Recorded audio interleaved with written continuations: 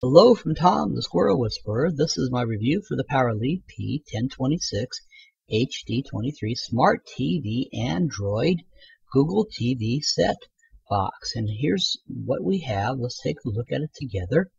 Inside the box, it is actually a lot smaller than I thought it was going to be.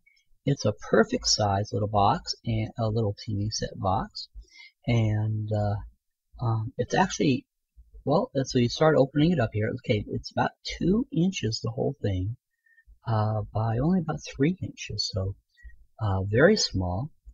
The class that hooks it onto the TV set is actually larger than the player box. So looking on the back here, we have a USB-A and a USB mini B port there, and an HDMI. Also, we have our AV out port. So those are the 3 major ports. Notice that there is no Ethernet port, but you can get a dongle that is a USB-A to Ethernet if you wish. Okay, this is the remote controller. You will need to get 2 AAA batteries for that. They do not come with that. Okay, this is the HDMI cable that comes with it. That is good, so you just plug that in. Okay, and here you are with the power cable. And now all you do is you plug in HDMI, plug in the power, and you're all set. Your TV set comes on, and this is what it looks like when you go to the right setting in the TV. Now, first thing you want to do is go to the little gear that's your setup, and then you want to select your internet. And you'll see that there's a lot of different things to set up. Once you get your Wi-Fi set up, it's one on top. Then go down, you can set up your sound, your screen, wallpaper, HDMI setup. You can also find your internal storage, how much you use there. Now under apps, when you go to apps, you can actually force an app to stop if an app is acting up. That's kind of like Task Manager in Windows. Here's that list of apps. You can select any of those apps and force it to stop. These are the apps currently in the system right now. And lots of different stuff under security, language input, things like that.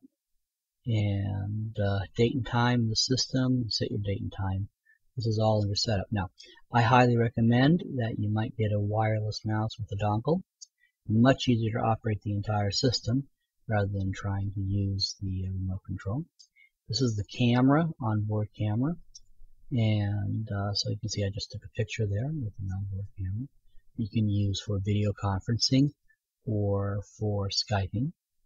Here I'm using the Google Internet. Now here, as I was saying, writing in the written portion, this was a video that I posted on YouTube. Now the YouTube app that is on the system doesn't work, but this is a video that I embedded, a YouTube video that I embedded in a different website. And I went to that website, took a look at the video, and it plays just fine. So anyways, I hope I've given you enough information to get a basic understanding of the system. I'm giving it the full 5 Squirrel up rating. I think it's absolutely fantastic. It does a lot, and I think you're going to find that it's quite enjoyable for you. So I hope I've given you enough information for you to make a good decision. So thank you for watching my video.